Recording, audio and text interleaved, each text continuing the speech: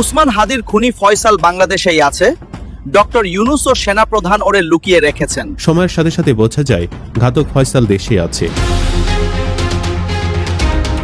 এদিকে আজ প্রকাশ হয়েছে উসমান হাদি মামলার প্রধান আসামি ফয়সাল বাংলাদেশে আছে। অনেকেই তাকে লুকিয়ে রাখে। উসমান হাদির স্ত্রী তার জবানবন্দিতে স্পষ্ট করে বলেছে। এই নিয়ে দেশে আবারও উত্তেজনা চলছে। আবারও বিভিন্ন সাংবাদিক এবং অ্যাক্টিভিস্টরা দাবি করতে শুরু করেছে হাদি হত্যাকাণ্ডে সরাসরি জড়িত বিএনপির এই বর্ষিয়ান নেতা। এমনকি তিনিই নাকি ঘাতক ফয়সালের অ্যাকাউন্টে ১২৭ কোটি টাকা লেনদেনের মূল ডোনার। ফেসে যাচ্ছে মির্জা আব্বাস। তবে মির্জা আব্বাসের রাজনৈতিক ক্যারিয়ার এখানেই শেষ। গতকাল ইউনূসের কাছে একটি চিঠি এসে পৌঁছে মার্কিন কংগ্রেস সদস্যদের প্রতিবাদ কি নিয়ে? প্রতিবাদ আওয়ামী লীগকে নিষিদ্ধ করা নিয়ে এবং ইউনূসের একতরফা নির্বাচন আয়োজন নিয়ে। ইউনূসের গ্রামীণ ব্যাংক, ইউনূসের কোনো অস্তিত্ব, ইউনূসের কোনো প্রতিষ্ঠান বাংলাদেশে থাকবে না। দর্শক, শরীফ ওসমান হাদির হত্যার যে ঘটনা, সেই ঘটনাটাকে অনেকেই বলছেন যে এটা আগামী নির্বাচন বাধাগ্রস্ত করা, নির্বাচন বানচাল করার একটা ষড়যন্ত্র। বিভিন্ন পক্ষ থেকে এই কথাগুলো আমরা শুনে আসছিলাম। হাদির মৃত্যুর পর নতুন করে উত্তপ্ত হয়েছে বাংলাদেশ। আমরা প্রত্যেকেই জানি বাংলাদেশের অশান্ত পরিস্থিতিতে এবারও কি দেখতে পেয়েছেন বা একবারও কি আপনারা দেখতে পেয়েছেন ওয়াকারকে, নাকি ওয়াকার নিজে থেকে সামনে এসেছে? একদিকে সেনাপ্রধানকে দোষারোপ করা হচ্ছে, অন্যদিকে আজকে উসমান হাদির মামলার বিশাল একটি তথ্য প্রকাশ হয়। উসমান হাদি মামলার প্রধান আসামি ফয়সাল বাংলাদেশে আছে এবং তাকে অনেকে লুকিয়ে রেখেছে। দর্শক শ্রোতা, এই নিয়ে আজকে ডক্টর ইউনূসের বিরুদ্ধে সবাই কথা বলতেছে, অন্যদিকে সেনাপ্রধানকেও দোষারোপ করা হচ্ছে। আপনারা সম্পূর্ণ ভিডিও দেখবেন কার সহযোগিতায় এই উসমান হাদির মামলার প্রধান আসামি দেশে আছে এবং এতদিন গ্রেপ্তার হচ্ছে না। উসমান হাদির মামলার অনেক তথ্য এই মুহূর্তে আমাদের কাছে আসে, সব কিছু দেখতে পারবেন এই একটি নিউজ প্রতিবেদনে। আসুন আমরা কথা বাড়াচ্ছি না দর্শক শ্রোতা, আমরা সরাসরি ভিডিওর মূল আলোচনায় চলে যাচ্ছি। ভারতীয় আধিপত্যবাদ বিরোধী মুক্তির দূত শহীদ শরীফ ওসমান বিন হাদির গুলি খাওয়ার পরপরই দেশব্যাপী রব উঠেছিল এই ঘটনায় জড়িত থাকতে পারেন হাদির আসন অর্থাৎ ঢাকা ৮ আসনের ধানের শীষের প্রার্থী মির্জা আব্বাস। কিন্তু জুলকা নাইনের মতো কিছু বিএনপিপন্থী সাংবাদিকদের চেষ্টায় প্রথম দফায় বেঁচে যান মির্জা আব্বাস। জুলকা নাইনরা প্রমাণ করতে সচেষ্ট হন যে ঘাতক ফয়সাল দেশ থেকে ভারতে পালিয়েছে, আর এই ঘটনার পুরো দায় আওয়ামী লীগের। কিন্তু সময়ের সাথে সাথে বোঝা যায় ঘাতক ফয়সাল দেশে আছে। ভারতে পালানোর দাবিটি ছিল মির্জা আব্বাসকে আড়াল করার মেটিকুলাস ডিজাইনের একটি অংশ। কিন্তু বাতাস আবার ঘুরতে শুরু করেছে। সামাজিক যোগাযোগ মাধ্যমে আবারও বিভিন্ন সাংবাদিক এবং অ্যাক্টিভিস্টরা দাবি করতে শুরু করেছে হাদি হত্যাকাণ্ডে সরাসরি জড়িত বিএনপির এই বর্ষিয়ান নেতা। এমনকি তিনিই নাকি ঘাতক ফয়সালের অ্যাকাউন্টে ১২৭ কোটি টাকা লেনদেনের মূল ডোনার। ওমর আমিনী নামের একজন অ্যাক্টিভিস্ট দাবি করেছেন সম্ভবত ফেসে যাচ্ছে মির্জা আব্বাস। যা শোনা যাচ্ছে, ভাবা হচ্ছে যদি সত্যি হয় তবে মির্জা আব্বাসের রাজনৈতিক ক্যারিয়ার এখানেই শেষ। হাদির ঘাতক সম্ভবত দেশে আছে। আওয়ামী লীগের কাঁধে ভর করে নিজের পথের কাঁটা দ্রুত সরাতে গিয়ে সম্ভবত ফেসে যাচ্ছে বিএনপি নেতা মির্জা আব্বাস। ওমর আমিনী আরও লিখেছেন, আব্বাসই বা কেন প্রথমে গেল হাসপাতালে? হাদি নিহত হতে না হতেই তারিখজা দেশে ফেরার সংবাদ জানানো হলো কেন? আবার হাদির জানাজায় অনুপস্থিত মির্জা আব্বাস। ওসমান হাদি ছিল মির্জা আব্বাসেরই প্রধান প্রতিদ্বন্দ্বী ঢাকা ৮ আসন নিয়ে। ভারতে পালিয়ে যাওয়ার মিথ্যা নাটক সাজে মানুষের দৃষ্টি ভিন্ন খাতে নেওয়ার কৌশলটাই সন্দেহকে দ্রুত ঘনীভূত করেছে। তবে একটা ক্রসফায়ারে নাটক হলেও হতে পারে। কোনো রাঘব বোয়াল নেপথ্যে না থাকলে চেকগুলো তদন্ত করলে বের হয়ে যায় লেনদেনের বিষয়। ওই অ্যাক্টিভিস্ট মনে করছেন উপদেষ্টাদের মধ্যে বেশিরভাগ বিএনপি পন্থী হওয়ায় মির্জা আব্বাসকে নিয়ে তদন্ত কিংবা প্রথম সারি মিডিয়ায় কোনো লেখালেখি হচ্ছে না। তিনি আরও লিখেন, আব্বাস ফেসে গেলে পরিস্থিতি ভয়াবহ রূপ নিবে। হয়তো উত্তপ্ত পরিস্থিতি দেখে দেশে নাও ফিরতে পারেন তারেক জিয়া। দেখা যাক শেষ পর্যন্ত কি হয়। আমি অপেক্ষায় আছি। বিএনপির রাঘব বোয়াল না থাকলে এত দেরি হওয়ার কথা না। যদি শেখ হাসিনা বা ভারত জড়িত থাকতো এতক্ষণে তাদের 14 গোষ্ঠীর নাম মিডিয়ায় প্রচারিত হতো। কিন্তু অবস্থা দৃষ্টে মনে হচ্ছে আইনশৃঙ্খলা বাহিনী আছে অদৃশ্য কোনো এক চাপে, বলবে বলেও বলে না। হিসাবটা তবে একটু সহজ হবে দায়িত্বরত পুলিশের বক্তব্যগুলো রেকর্ড করে নিতে পারলে। মোটামুটি সবাই প্রস্তুত থাকেন, বড় ধামাকা আসছে। মোহাম্মদ এনাম নামে আরেক সাংবাদিক গতরাতে পোস্ট করেছেন ফেসবুকে। তিনি লিখেছেন, রাতে আমি খুব কম কথা বলি, কারণ রাতে বেশি কথা বললে আশেপাশে ঘাপটি মেরে ঘুমিয়ে থাকা প্রতিবেশীদের ঘুমের প্রবলেম হতে পারে। শুধু এটুকু বলে যায়, হাদিকে মেরে ফেলার সাথে সাথে ঘাতক ভারতে পালিয়ে যাওয়ার সংবাদ প্রচার করা, সেদিনই তারেক রহমান দেশে আসার ঘোষণা দেওয়া, স্বরাষ্ট্র উপদেষ্টার মুখ বন্ধ করে রাখা, আব্বাস হাদির জানাজায় উপস্থিত না হওয়া, সেদিনের পরে আজ পর্যন্ত একটা বক্তব্য বাদে আর কোনো উচ্চ বাচ্য না করা, ব্যাংকিং লেনদেনের বিষয় নিয়ে তার ক্লিয়ার কথা না বলা, আরও অনেকগুলো বিষয় আছে, এগুলো এমনিতেই বললাম। কথাগুলো মনের মধ্যে গুতাগুতি করে বেরিয়ে গেছে। আমি চাই প্রকৃত দোষী গ্রেফতার হোক, আবার অনেকে বলে যা রটে তা কিছু না কিছু ঘটে। আমি চাই এমনটা না হোক। বাকি যদি তিনি ফেঁসেই যান, তাহলে নির্বাচনে বিএনপিকে মানুষ কিভাবে বয়কট করবে ভাবতে পারছেন? আল্লাহর মায়ের খুব কড়া। অর্থাৎ অনেকেরই এখন নতুন করে সন্দেহের তীর মির্জা আব্বাসের দিকে ঘুরে গেছে। তবে সবচেয়ে বড় ধাক্কাটা দিয়েছেন আরেক জার্নালিস্ট মীর জাহান। তিনি দাবি করেছেন মির্জা আব্বাসী নাকি ফয়সালের আর্থিক সহায়তাকারী। মীর জাহান লিখেন, মির্জা আব্বাসে ঢাকা ব্যাংকে ওসমান হাদির ঘাতকের 127 কোটি টাকার লেনদেন। সেই তথ্যের পুরোটাই নাকি ঢাকা ব্যাংকের সার্ভার থেকে সরিয়ে ফেলা হয়েছে। ঢাকা ব্যাংক আর জানেন? মির্জা আব্বাসের। নাহিয়ান নূর রায়হান নামে আরেকজন লিখেছেন, হাদি ভাইয়ের ঘাতকরা বাংলাদেশে অবস্থান করছে। 25 তারিখ তারেক রহমান আসবে, সবার অ্যাটেনশন সেদিকে থাকবে, ফলে তার মধ্যেই ফয়সালকে দেশ থেকে সেফ এক্সিট দেওয়া হবে। অবশ্য হাদির ঘাতক ফয়সালের সাথে বিএনপির সংশ্লিষ্টতা অনেক পুরনো। জানা যায় এই প্রশিক্ষিত কিলারকে জেল থেকে মুক্তই করেছে বিএনপি। কারো কারো মতে বিএনপি আওয়ামী ক্যাডারদের ইউজ করতেছে, যাতে সব দোষ পতিত শক্তিটির ওপর বর্তায়। ঢাকা ৮ আসনের সম্ভাব্য স্বতন্ত্র প্রার্থী ওসমান হাদির ওপর গুলিবর্ষণের ঘটনায় অভিযুক্ত সাবেক ছাত্রলীগ নেতা ফয়সাল করিম মাসুদের বিরুদ্ধে অস্ত্র আইনের মামলা ছিল। ওই মামলায় তার জামিন প্রাপ্তির পুরো প্রক্রিয়া নতুন বিতর্কের জন্ম দেয়। মামলার নথি ও হাইকোর্টের আদেশ বিশ্লেষণ করে দেখা যাচ্ছে, গুরুতর অভিযোগ থাকা সত্ত্বেও জামিনের সময় মেয়াদ স্বাভাবিক বিচারিক প্রক্রিয়ার চেয়ে দ্রুত, যা নিয়ে মানুষের মনে প্রশ্ন উঠেছে। 2024 সালের 8 নভেম্বর ডাকাতির সময় অস্ত্রসহ গ্রেপ্তার হন ফয়সাল করিম মাসুদ। রাজধানী মোহাম্মদপুরের আদাবর এলাকায় একটি অফিসে ঢুকে অস্ত্রের মুখে 17 লাখ টাকা লুটের ঘটনায় র্যাব তাকে গ্রেফতার করে। এই ঘটনায় তার বিরুদ্ধে অস্ত্র আইনে মামলা দায়ের করা হয় এবং একাধিক মূলধারার গণমাধ্যমে তার ছবি ও পরিচয় প্রকাশিত হয়। গ্রেফতারের পর ফয়সাল করিমের জামিনের জন্য হাইকোর্টে আবেদন করেন অ্যাডভোকেট কয়সার কামাল ও অ্যাডভোকেট মাহফুজুর রহমান। দর্শক, শরীফ ওসমান হাদির হত্যার যে ঘটনা, সেই ঘটনাটাকে অনেকেই বলছেন যে এটা আগামী নির্বাচন বাধাগ্রস্ত করা, নির্বাচন বানচাল করার একটা ষড়যন্ত্র।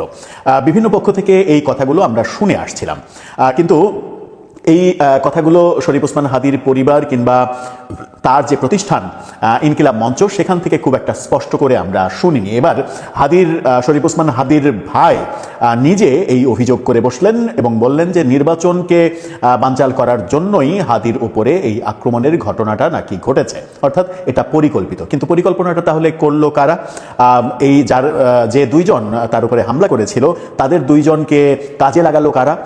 শোনা যাচ্ছে যে আসামির ব্যাংক অ্যাকাউন্টে অস্বাভাবিক শত কোটি টাকার লেনদেনের তথ্য পাওয়া গেছে। এই টাকাই বা কোত্থেকে আসলো, কারা দিল, সেই প্রশ্নগুলোর সমাধান হওয়া প্রয়োজন। কি বললেন ওসমান হাদির ভাই? চলুন একটু জেনে দেখি এই ভিডিওতে। থাকবেন পলিটিক্স টিভির নিয়মিত আয়োজনে। দর্শক, বলছিলাম শরীফ ওসমান হাদির মৃত্যুর যে ঘটনা, হত্যাকাণ্ডের যে ঘটনা, সেই ঘটনাটা নির্বাচন বানচাল করা এবং নির্বাচন পিছিয়ে দেয়া, মানে নির্বাচনকে কলঙ্কিত করা, বিতর্কিত করা, এটার উদ্দেশ্যেই করা হয়েছে এমন অভিযোগ যখন ওসমান হাদির ভাই নিজে করেন, তখন সেটাকে আরো বেশি গুরুত্বপূর্ণ হিসেবে ভাবতেই হয় আমাদের।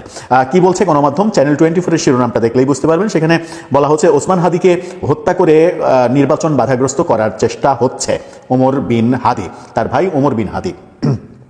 সেখানে যেটা বলা হচ্ছে সেটা হচ্ছে যে ইনকিলাব মঞ্চের মুখপাত্র শরীফ ওসমান হাদি বলেছিল ফেব্রুয়ারিতে দেশে নির্বাচন হতে হবে, তাকেই হত্যা করে নির্বাচন বাধাগ্রস্ত করার চেষ্টা হচ্ছে বলে অভিযোগ ওসমান হাদির বড় ভাই শরীফ ওমর বিন হাদি। শাহবাগে এক অনুষ্ঠানে, শহীদি শপথ যে অনুষ্ঠান হয়, সেই অনুষ্ঠানে তিনি এই দাবি করেছেন। ওমর হাদি তিনি বলেছেন, ওসমান হাদি শহীদ হয়েছে আজকে 6ষ্ঠ দিন, সরকার দৃশ্যমান কোনো অগ্রগতি উপস্থাপন করেনি। সরকারের কাছে একটাই দাবি জানাচ্ছি, শহীদ ওসমান হাদির গোটা খুনি চক্রকে জাতির সামনে উপস্থাপন করুন। একটা জিনিস মনে রাখবেন, বাংলাদেশে জুলাই বিপ্লবের আগে যারা ক্ষমতাধর ছিলেন, যারা রাষ্ট্রকে নিজেদের মনে করতেন, তারা কিন্তু আজকে কেউ এই বাংলাদেশে নাই। তারা পালাতে বাধ্য হয়েছে। ওসমান হাদি যদি বিচার না পায়, এই ব্যাপারে যদি বিচার না হয়, আপনারাও একদিন বাংলাদেশ থেকে পালাতে বাধ্য হবেন। ওসমান হাদির মৃত্যুর পরে আমরা দেখেছি যে নতুন করে উত্তপ্ত হয়েছে বাংলাদেশ। গণ অভ্যুত্থানের 1.5 বছরের মাথায় আগুন জ্বলেছে পর্দাপাড়ে। পড়শি দেশের আগুনে ঘৃতাহুতি দিয়েছে উগ্র ভারত বিরোধী স্লোগান। সেই স্লোগানে ভর করে ভারত বাংলাদেশ সম্পর্ক একেবারে একটা সুতোর উপরে ঝুলছে। বাংলাদেশের এই পরিস্থিতির জন্য ইউনূসকে কাঠগড়ায় তুললেন শেখ হাসিনা। তিনি স্পষ্ট বলছেন, বাংলাদেশের আজকের এই পরিস্থিতির জন্য দায়ী ইউনূস, আর তার সঙ্গে অবশ্যই জামাতের মতো শক্তির উস্কানি। মৌলবাদের দৌলতে কট্টরপন্থীদের হাতে চলে গিয়েছে বাংলাদেশ। একেবারে স্পষ্ট বক্তব্য শেখ হাসিনা। বাংলাদেশ যখন একেবারে গোল্লায় চলে যাচ্ছে, তখন কোথায় সেনাপ্রধান ওয়াকার? বাংলাদেশবাসীকে আশ্বস্ত করতে কি ব্যর্থ তিনি? এটা এখন জলের মতো পরিষ্কার। তাই বাংলাদেশে পাত্তা না পেয়ে কি এখন ভারতের গন্ধ শোকার চেষ্টা করছেন ওয়াকারুজ্জামান? সেজন্যই কি উপযাজক হয়ে ভারতের সেনাপ্রধান উপেন্দ্র দ্বিবেদীর সঙ্গে ফোনে কথা বলেছেন তিনি? উপেন্দ্র দ্বিবেদীর সঙ্গে ঠিক কি কথা হয়েছে টেলিফোনে ওয়াকারের, সেটা জানা না গেলেও আর কোনোভাবেই যে বিশ্বাস আর ভরসা ভারত বাংলাদেশকে করে না, সেটা কিন্তু স্পষ্ট। 5ই অগাস্টের গণ অভ্যুত্থানের পর থেকে ভারতের রাজনৈতিক আশ্রয়ে রয়েছেন শেখ হাসিনা। ভারতে আশ্রয় নিলেও ভারতের ঠিক কোথায় রয়েছেন শেখ হাসিনা, সেই অবস্থান স্পষ্ট করেনি নয়াদিল্লি। কূটনৈতিক এবং নিরাপত্তার স্বার্থে অবশ্যই সেই অবস্থান স্পষ্ট করা উচিত নয়। তবে আত্মগোপন করে থেকেও কিন্তু সমাজ মাধ্যমে একাধিক বিবৃতির মাধ্যমে আগাগোড়া নিজের অবস্থান জানান দিয়েছেন শেখ হাসিনা। তার একাধিক নির্দেশনায় সাড়া দিয়ে বাংলাদেশে রাজনৈতিকভাবে নিষিদ্ধ হয়েও নতুন করে জেগে উঠেছে আওয়ামী লীগ। আওয়ামী লীগের জেগে ওঠাটাই তো মেনে নিতে পারছেন না ইউনূসরা। এর জন্য তারা ভারতকে দায়ী করছেন। ইউনূসের বক্তব্য, ভারতের প্রশ্রয়ে নাকি এতটা বাড়বাড়ন্ত শেখ হাসিনা। ভারতকে বেশ কিছু চিঠিও দিয়েছে ঢাকা, যে চিঠিতে বলা হয়েছে শেখ হাসিনা যেন সমাজ মাধ্যম থেকে বিরত থাকেন, ভারত সেটা দেখুক। শেখ হাসিনার প্রত্যর্পণ চেয়েও একাধিক চিঠি এসেছে নয়াদিল্লির কাছে, কিন্তু এই সমস্ত চিঠির উত্তর দেয়া ভারতের কাছে ফালতু সময় নষ্ট বলে মনে হওয়ায় ভারত কোনো উত্তর দেওয়ার প্রয়োজন মনে করেনি। এছাড়া ভারতের বিদেশমন্ত্রী এস জয়শঙ্কর তো একেবারে স্পষ্ট জানিয়েছেন, ভারতে থাকার সিদ্ধান্ত নিয়েছেন শেখ হাসিনা, আর ভারত ছাড়ার সিদ্ধান্তও নেবেন তিনি। তাছাড়া ভারতের বিভিন্ন বিরোধী রাজনৈতিক দলেরও কোনো সমস্যা হচ্ছে না শেখ হাসিনা ভারতের আশ্রয়ে রয়েছেন বলে। ফলে ইউনূস এটা বুঝে গিয়েছেন, শেখ হাসিনাকে ফেরত চাওয়া আসলে অরণ্যে রোদন ছাড়া আর কিছুই না। তাহলে কি যুদ্ধের পথে হাঁটতে চাইছে বাংলাদেশ? তার জন্যই কি বাংলাদেশের পররাষ্ট্র উপদেষ্টা তৌহিদ হোসেন বলছেন, ভারতের সঙ্গে যুদ্ধের পথ ছাড়া সব পথ বন্ধ করতে চাইছে বাংলাদেশের বর্তমান সরকার? সত্যি কি যুদ্ধ আসন্ন? বাংলাদেশের সেনা প্রধানকেও তো হুঁশিয়ারি দেওয়া হয়েছে। আপনি কি জানেন এর মধ্যে ওয়াকারকে হুঁশিয়ার করা হয়েছে? হুঁশিয়ারির সুরে হুমকিও বলতে পারেন আপনি, কিন্তু কে করলো এই কাজটা? ভারতের বিদেশমন্ত্রী এস জয়শঙ্কর হুঁশিয়ারির সুরে হুমকি দিয়েছেন ওয়াকারকে। তাহলে কি আরো স্পষ্ট হচ্ছে যুদ্ধের কালো ছায়া? শশী থারুরের সঙ্গে সংসদীয় স্ট্যান্ডিং কমিটি অন এক্সটার্নাল অ্যাফেয়ার্সের একটি প্রতিবেদন, এবং সেই প্রতিবেদনে ভারতকে সতর্ক থাকার কথা বলা হয়েছে। কারণ ওই প্রতিবেদনে বাংলাদেশের বর্তমান রাজনৈতিক অস্থিরতাকে 1971 সালের মুক্তিযুদ্ধের পর থেকে ভারতের জন্য সবচেয়ে বড় কৌশলগত চ্যালেঞ্জ বলে উল্লেখ করা হয়েছে। প্রতিবেদনে বিস্তারিতভাবে বলা হয়েছে, বাংলাদেশে ক্রমাগত ইসলামী উগ্রবাদী শক্তির উত্থান। ওসমান হাদি নেই, কিন্তু শাহবাগ কি শান্ত হয়েছে? না, বরং শাহবাগ এখন আগের চেয়েও বেশি উত্তপ্ত, আগের চেয়েও বেশি ভয়ঙ্কর। হাদির রক্তমাখা মশাল এখন যার হাতে, তিনি ইনকিলাব মঞ্চের সদস্য সচিব আব্দুল্লাহ আল জাবের। গত 24 ঘন্টায় জাবের যা করেছেন তা দেখে রাজনৈতিক বিশ্লেষকরাও চমকে গেছেন। তিনি কোনো রাজনৈতিক শিষ্টাচার বা পলিটিক্যাল কারেক্টনেসের ধার ধারছেন না, তিনি সরাসরি সরকারকে আলটিমেটাম দিচ্ছেন। তিনি আইন উপদেষ্টাকে হারামজাদা বলে সম্বোধন করতেও কুণ্ঠিত হচ্ছেন না। তিনি ডক্টর ইউনূসের অসহায়ত্বকে চ্যালেঞ্জ করেছেন। সবাই ভেবেছিল হাদিকে সরিয়ে দিলেই সব ঠান্ডা হয়ে যাবে, কিন্তু জাবের প্রমাণ করলো যে জীবিত হাদির চেয়ে মৃত হাদি অনেক বেশি শক্তিশালী এবং ভয়ঙ্কর। আজকের ভিডিওতে আমরা দেখাবো কেন জাবের হঠাৎ এতটা অ্যাগ্রেসিভ হয়ে উঠলেন, কেন তিনি বললেন বিচার ছাড়া দেশে কোনো নির্বাচনই হবে না, এবং আইন উপদেষ্টা আসিফ নজরুলের 90 দিনের আশ্বাসকে তিনি কেন প্রতারণা বললেন। মঙ্গলবার বিকেলে শাহবাগের জাতীয় জাদুঘরের সামনে এক অভূতপূর্ব দৃশ্য দেখা গেল। ইনকিলাব মঞ্চ আয়োজন করেছিল শহীদী শপথ পাঠ অনুষ্ঠান। সেখানে আব্দুল্লাহ আল জাবের হাজারো তরুণের সামনে দাঁড়িয়ে যে শপথ পাঠ করলেন তা কোনো সাধারণ রাজনৈতিক কর্মসূচি ছিল না। জাবের স্পষ্ট ভাষায় বলেছেন, রক্তের বদলা রক্তে হয়, রক্তের বদলা সুশীলতা হয় না। আমরা শহীদ ওসমান হাদির রক্তের সঙ্গে বেইমানি করব না। এই একটি লাইন পুরো আন্দোলনের মোড়কে ঘুরিয়ে দিয়েছে। 5 আগস্টের পর আমরা দেখেছি অনেক সুশীল আন্দোলন, কিন্তু জাবের বলেছেন সুশীলতা দিয়ে হাদির খুনিদের বিচার হবে না। তিনি আরও বলেছেন, হাদির জানাজায় 15 লাখ মানুষ ছিল, আমরা চাইলে সেদিন ঢাকা অচল করে দিতে পারতাম, রক্তের বদলা নিতে পারতাম, কিন্তু আমরা সহিংসতা চাইনি। তবে সরকার যদি এটাকে দুর্বলতা ভাবে তবে ভুল করবে। জাবেরের এই শহীদী শপথ প্রমাণ করে যে ইনকিলাব মঞ্চ এখন তার কেবল বিচার চেয়ে বসে থাকবে না, তারা প্রয়োজনে টিট ফর ট্যাট বা পাল্টা আঘাতের নীতিতে যাবে। 24 ও 25 ডিসেম্বর দেশব্যাপী দেয়াল লিখন ও গ্রাফিতি কর্মসূচি দিয়ে তারা সেই বার্তাই সারা দেশে ছড়িয়ে দিচ্ছে। সবচেয়ে বড় বোমশেলটি জাবের ফেললেন নির্বাচনের ইস্যুতে। বিএনপি এবং অন্যান্য দল যখন নির্বাচনের জন্য উন্মুখ, ঠিক তখনই জাবের ঘোষণা দিলেন শহীদ ওসমান হাদি হত্যাকাণ্ডের বিচার নিশ্চিত না হওয়া পর্যন্ত। দর্শক, আপনারা হয়তো দেখলেন এখানে কি হত্যা হচ্ছে, এখানে উসমান হাদির মামলার বিষয়ে কথা হচ্ছে এবং এই মামলার যে অনেক তথ্য রহস্য উন্মোচন হয়েছে এইগুলো নিয়ে কথা হচ্ছে। গাইজ এই বিষয়গুলো দেখে এই উসমান হাদির মামলা নিয়ে আপনাদের মন্তব্য কী? আপনার মন্তব্যটা অবশ্যই আপনারা আমাদের কমেন্ট বক্সে লিখে যাবেন। আর হ্যাঁ, তখন আপনাদেরকে আমরা যা কিছু দেখিয়েছি সব কিছু আমরা সোশ্যাল মিডিয়া থেকে সংগ্রহ করেছি। এখানে আমাদের নিজস্ব কোনো মন্তব্য নেই বা আমাদের নিজস্ব কোনো সিদ্ধান্তও নেই। সর্বশেষে আপনাদের কাছে আমাদেরকে রিকোয়েস্ট থাকবে, আপনারা আমাদের চ্যানেলে নতুন দর্শক হয়ে থাকলে চ্যানেলটি সাবস্ক্রাইব করবেন এবং পাশে থাকা বেল বাটনটি বাজাবেন যাতে করে নেক্সট ভিডিওটা সবার আগে আপনাদের কাছে পৌঁছে যায়। ধন্যবাদ।